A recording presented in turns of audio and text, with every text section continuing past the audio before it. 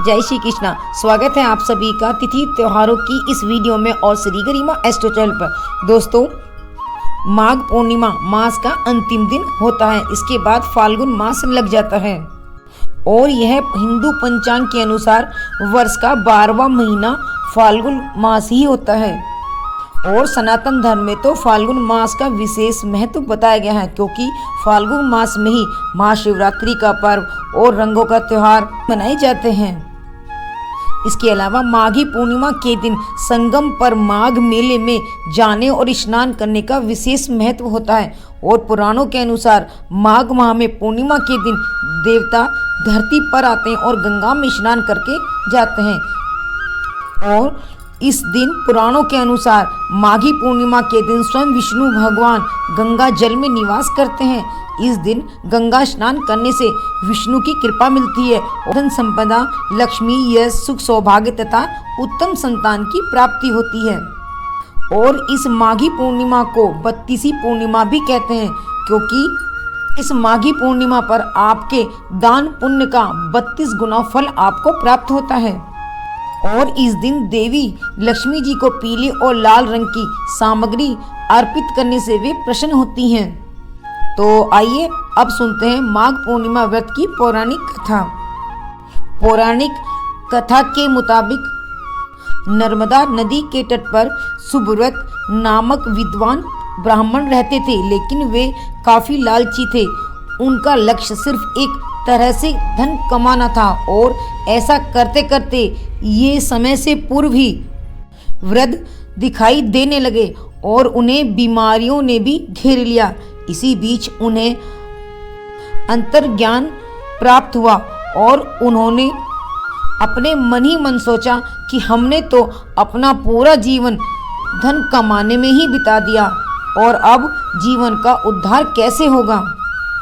और तभी उन्हें माघ माह में स्नान का एक श्लोक याद आया, जिसमें उसमें बताया गया था कि माघ माह में स्नान करने से सभी मनोरथ पूर्ण होते हैं।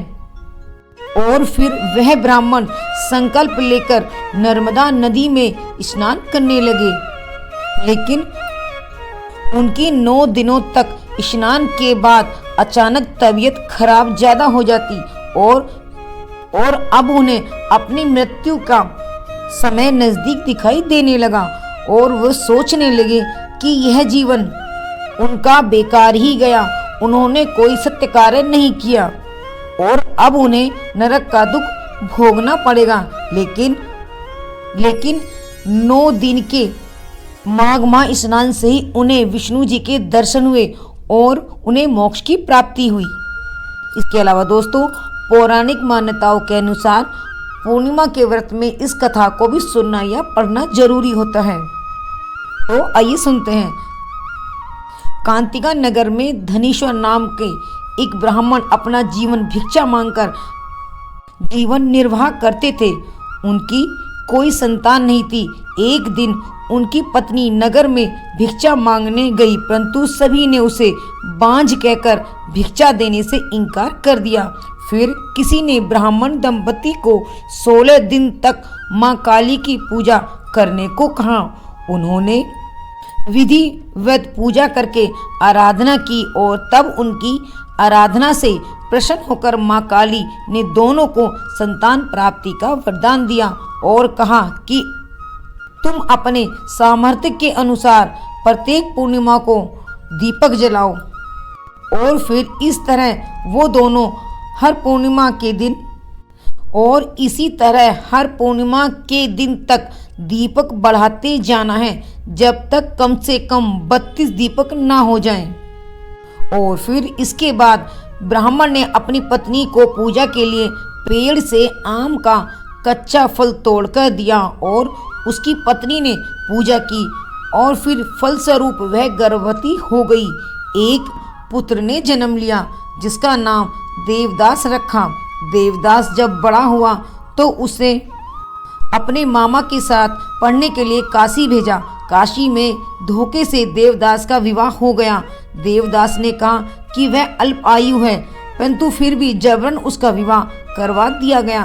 कुछ समय बाद यमराज उसके प्राण लेने आया, लेकिन ब्राह्मण दंपति ने पूर्णिमा का व्रत रखा था, इसलिए यमराज भी उसका कुछ नहीं बिगाड़ पाए।